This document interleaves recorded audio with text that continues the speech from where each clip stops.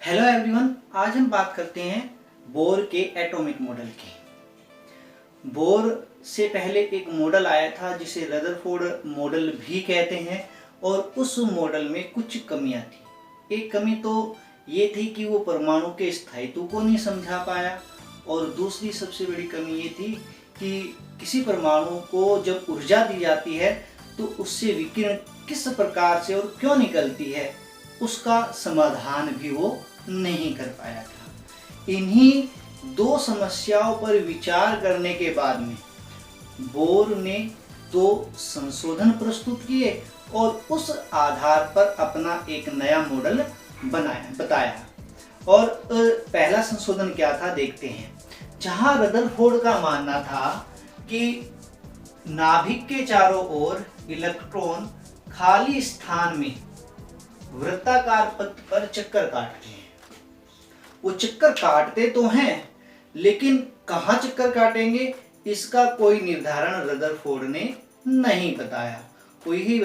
इसने तो यही बता दिया कि उसके चारों ओर चक्कर काटता है और काटता रहेगा। वो यहाँ भी चक्कर काट सकता है और यहाँ भी चक्कर काट सकते हैं, कोई फिक्स नहीं होगा। तो सबसे पहले बोर ने यही काम किया कि बोर ने परमाणु की कक्षाओं का क्वांटीकरण कर दिया और उसने एक महत्वपूर्ण संशोधन दिया कि नाभिक के चारों ओर इलेक्ट्रॉन उन्हीं कक्षाओं में चक्कर काटेगा जिनका कोणीय संवेग h/2 का पूर्ण गुणज होगा, यानी NH/2। और इलेक्ट्रॉन जब इन कक्षकों में चक्कर काटता है, इन कक्षकों को उसने एक नया नाम दिया जिसे स्थायी ऊर्जा स्तर भी कहते हैं। और स्थायी ऊर्जा स्तरों में चक्कर काटता हुआ इलेक्ट्रॉन अपनी ऊर्जा का उत्सर्जन नहीं करेगा। दूसरा उसने संशोधन प्रस्तुत किया कि जब इलेक्ट्रॉन किसी कक्षा में चक्कर काटता है और इस परमाणु को यदि ऊर्जा दी जाती है तो इलेक्ट्रॉन ऊर्जा पाकर अन्य कक्षा में संक्रमण कर जाएगा।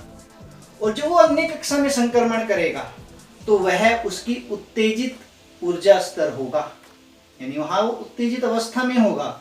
और जब उत्तेजित अवस्था से अपनी स्थायी कक्षा में आएगा, मान लिया कि इलेक्ट्रॉन यहाँ था और इसको ऊर्जा दी गई, ऊर्जा पाकर ये इस ऊर्जा स्तर में चला गया, तो यहाँ ये इलेक्ट्रॉन होगा वो उत्तेजित अवस्था में होगा। तो उत्तेजित अवस्था से जब ये अपनी स्थायी कक्षा में आएगा तो ये कुछ ऊर्जा का उत्सर्जन करेगा। एक संशोधन ये प्रस्तुत किया। इन संशोधनों के आधार पर बोर ने 3 अभिग्रहित प्रस्तुत की।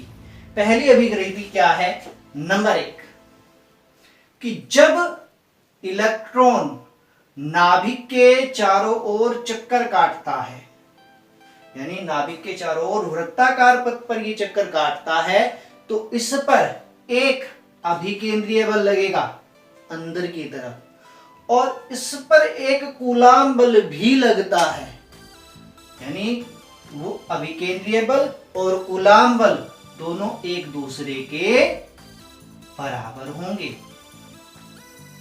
अब अभिकेंद्रीय बल Fc = mv²/r होगा, जबकि कूलाम बल Fe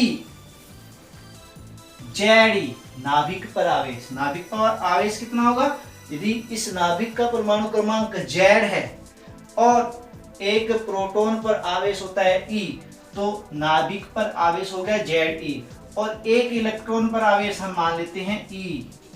एक इलेक्ट्रॉन पर तो E आवेश होगा और अगर इस की जो त्रिज्या है वो R हो तो ये इसके बराबर हो जाएगा, यहाँ पे 4πε0 आ जाएगा। तो mv²/r Ze²/4πε0r²।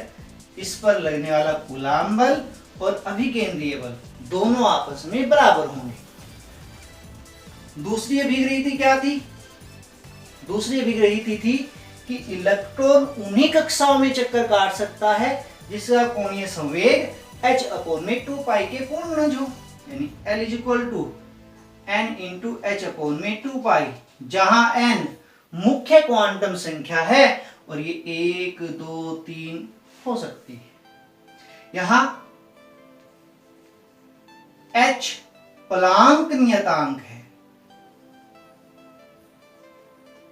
और L = चूंकि L = r×p होता है, इसको हम rp sin थीटा भी लिख सकते हैं। चूंकि थीटा तो यहाँ क्या होगा 90 डिग्री होगा, तो आपके पास में ये आ जाएगा rp, और p = क्या होता है mv, तो L = mvr आ जाएगा। तो हमारे पास में कोणीय संवेग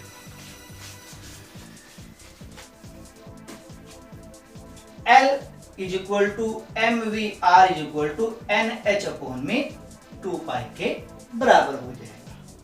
तीसरी जो बात या तीसरी अभिग्रहिति जो बोर ने प्रस्तुत की, उसके अनुसार जब इलेक्ट्रॉन को बाहर से कोई ऊर्जा दी जाती है, मान लिया कि एक ऊर्जा स्तर ये है, एक ऊर्जा स्तर ये है, एक ऊर्जा स्तर ये है, ये n1 = 1, ये n2 = 2, ये n3 = 3, यानी जब किसी इलेक्ट्रॉन को ऊर्जा दी जाती है, परमाणु को ऊर्जा दी जाती है, तो इलेक्ट्रॉन ऊर्जा पाकर अन्य कक्षा में संक्रमण कर जाएगा। ये इसकी स्थायी कक्षा है और ये इसकी अस्थायी कक्षा है, क्योंकि ये यहाँ उत्तेजित अवस्था में है। तो जब ये अपनी अस्थायी कक्षा से स्थायी कक्षा में वापस आएगा तो ये कुछ ऊर्जा का उत्सर्जन करेगा और यह ऊर्जा डेल्टा E = इन दोनों ऊर्जा स्तरों के ऊर्जाओं के अंतर के बराबर होगा। डेल्टा E = hν या hc/λ होता है, अतः hc/λ = E2 - E1 आए थे। ये बोर की 3 अभिग्रहिति थी। पहली ये अभिकेंद्रीय बल कूलाम बल के बराबर होता है, दूसरा कोणीय संवेग h/2π का पूर्ण गुणज होता है, और तीसरा डेल्टा E = E2 - E1 होगा। अगर आपको मेरी वीडियो पसंद आई हो तो प्लीज इस वीडियो को लाइक कीजिए, शेयर कीजिए और चैनल को सब्सक्राइब कीजिए। धन्यवाद।